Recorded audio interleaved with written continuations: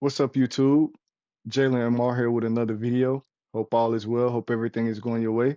So today we're going to be checking out Trump's executive orders for his first day in office. Don't forget to like, comment, subscribe, and let's hop right into it.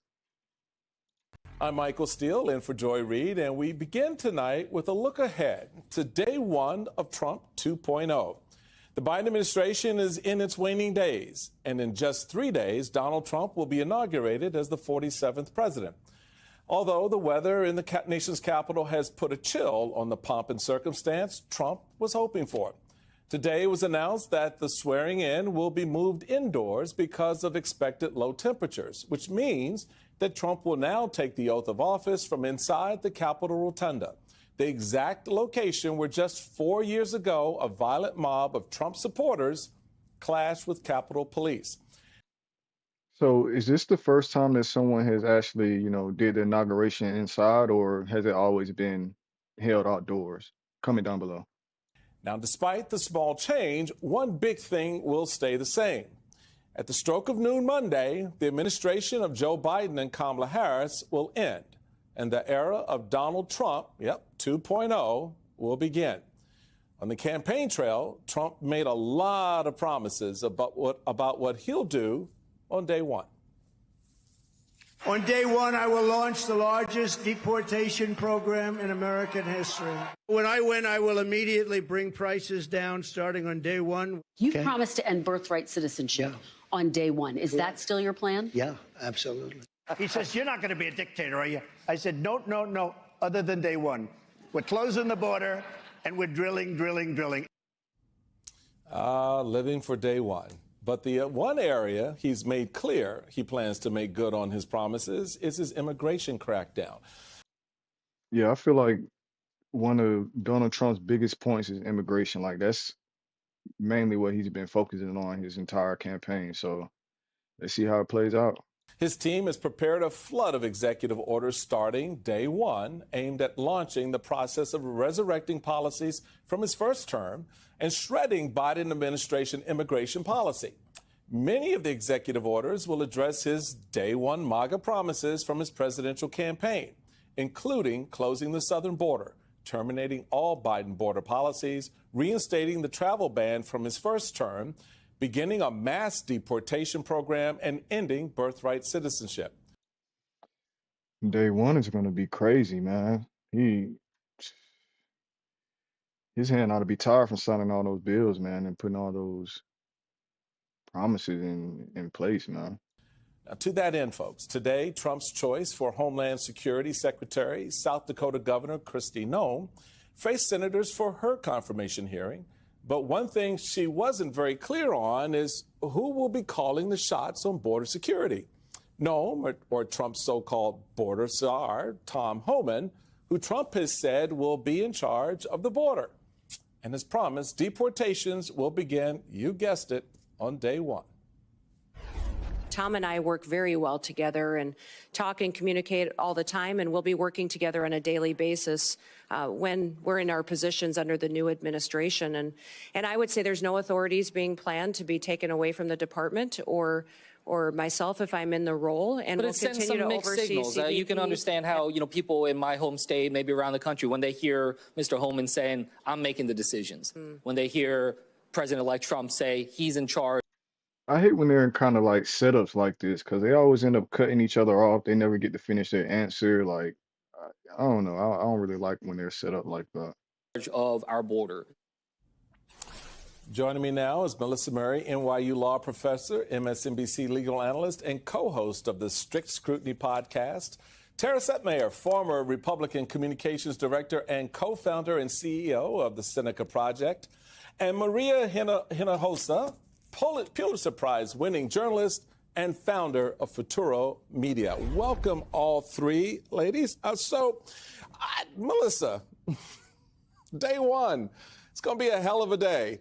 How do you see this unfolding as all of the pomp and circumstances occurring in the Capitol, down at the White House, those executive orders, particularly around immigration, are going to be set up and ready for the president, the new president, to sign? What does that say in terms of the priority for this administration, and what should the American people expect from this day one explosion of executive orders? Well, thanks for having me, Michael. I think we should take Donald Trump at his word. He's made clear that he plans to use executive authority to get things done on day one. And thanks to the United States Supreme Court, that executive authority is probably broader than it's ever been in the history of the American presidency. So there's a lot of room to work here with. He's already said that he's going to launch the largest mass deportation in the history of this country. That conflicts a little bit with some of the rhetoric from his campaign, where he talked about deporting first those with criminal records. It doesn't really match up on the number of individuals who have criminal records who are eligible to be deported. Does not add up to the largest mass deportation in history. So that means you're going to have to find additional people if this is in fact going to be a massive and sweeping effort. And I think the way I feel like they're being a little too literal with that, taking it a little bit too seriously. I mean, of course, it's going to be mass deportations, but for them to hold him to his word of him saying it's going to be the biggest in history, like, nah. that happens is we begin to think differently about what constitutes criminal activity relative to those who are here undocumented or unlawfully. And I think just the fact of crossing the border without the necessary papers is a misdemeanor offense. But I think they could think about that as a crime, expand the number of individuals who are here criminally, and again, think about those deportations. All of this will require procedural hurdles. There are lots of procedural checks in place, even for deporting those who have criminal records. So this isn't going to be an immediate thing, but I think we're going to see the mechanisms move quite quickly. I also imagine that there will be some efforts to roll back in plans that were put in place by the Biden administration, certainly on energy. The Biden electric vehicle mandate will be rolled back. There will be more drilling. It's all going to be a flurry, and again, all done through executive orders principally. You know, Tara, it's the shock and awe of it all. You know, it is the blatant pushing out of a lot of information, sort of setting the stage narratively, if nothing else. You've got this incredible list of some of Trump's day one MAGA promises, ending the war in Ukraine, pardon Jan 6 defendants, drill, cancel the electric vehicle mandate.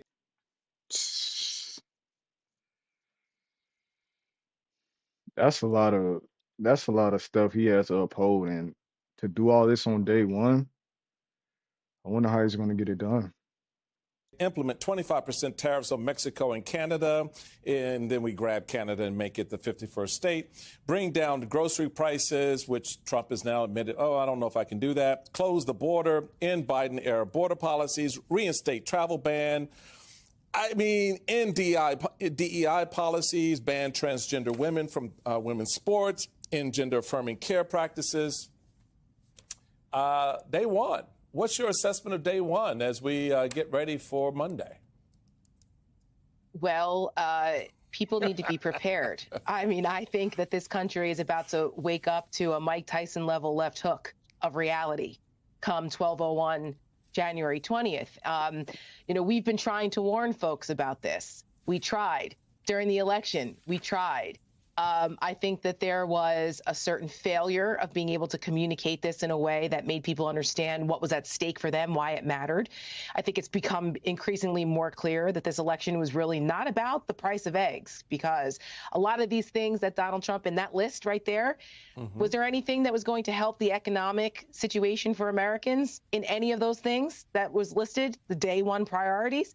No, not one, because this wasn't about the price of eggs. And for us at the Seneca Project, we just put out. I mean, of course, you know, bringing down the cost of living and the cost of groceries and gas and everything, that's important. But cleaning up the country and cleaning up behind Biden and Kamala, that's really the main focus of everything that he's implementing on day one. So, of course, I'm pretty sure he wants to help the economy, help it get back stable where it was, lower the cost of things, but it's still a lot of things he has to take care of. An ad today called Get Ready, because people need to get ready in this country. There are tens of millions of folks who did not vote for this, who are looking for leadership, who are looking for what to do, how to galvanize, how to organize, because we have to fight back. Every single one of us plays a role here. Bobby Kennedy said that tiny ripples of hope can create a current that can take down mountains of oppression. That's what we are facing, and that's what we're going to have to do with this. Mountains of oppression, I wouldn't necessarily say that. I mean, just do the right thing. Just come here legally. Like, do the right paperwork, do what you need to do to make sure that you're in good standings and you have nothing to worry about. Country has faced all kinds of issues in the past, whether it was the abolitionist movement, whether it was the civil rights movement, the suffragist movement for women. And great to hear about the ERA today. Thank you, President Biden. But all of those movements didn't happen overnight, and they were all incredibly challenging. And it took the righteous anger of the American people to fight back against the government in ways that was oppressing basic civil rights in this country across the board. So we're about to head into an era in this country that we have not seen before, because the institutions aren't going to save us. The Supreme Court's not going to save us. No one's going to save us but us. And that is something I think the American people are going to find out very quickly, that Donald Trump doesn't give a damn about them or the Constitution or the rule of law. He cares about himself. He cares about enriching further himself and his billionaire cronies. And that is not going to do anything to help any normal, regular, everyday folks who voted for him thinking the price of eggs were going to come down. Yeah, good luck. Let's see how all those things impact that. It's not going to. They're going to have a wake-up call. Maria, both Melissa and Tara really speak to, at the core, what Joe Biden himself sort of leveled up in his farewell address to the nation. Let's take a listen to his interview with Lawrence O'Donnell regarding his concerns about our democracy. I really am concerned about how fragile democracy is. I guess what I'm He talking about he concerned. He barely know what he is. I'm surprised he even remember his name, Joe Biden. worried about is that the thing that keeps it on track are the guardrails. There's a Supreme Court that's independent, but accountable. There's a Congress that you speak your mind, but you're held accountable to basic standards.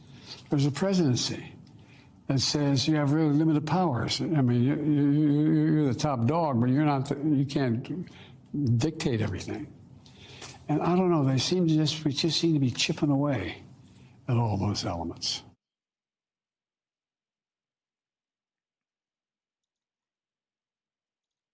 Well, that's all for today's video. My opinion, I feel like we can only wait and see what's going to happen. I mean, he said he's going to implement a lot of different things, and from the list that we've seen, it's a lot. So the only thing we can do is wait it out, see how everything plays out, and then just go from there. Don't forget to like, comment, subscribe, comment below how you feel about this subject, and I'll catch you on the next one. Peace.